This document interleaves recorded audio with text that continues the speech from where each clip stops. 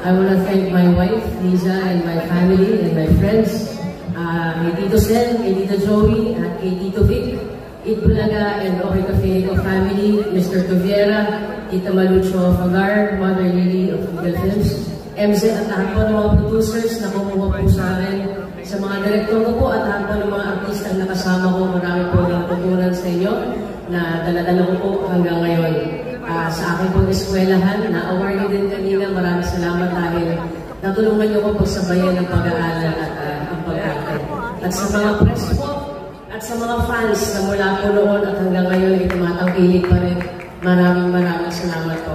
At higit sa lahat, ang award na ito ay dinededicate ko sa aking nanay at tatay.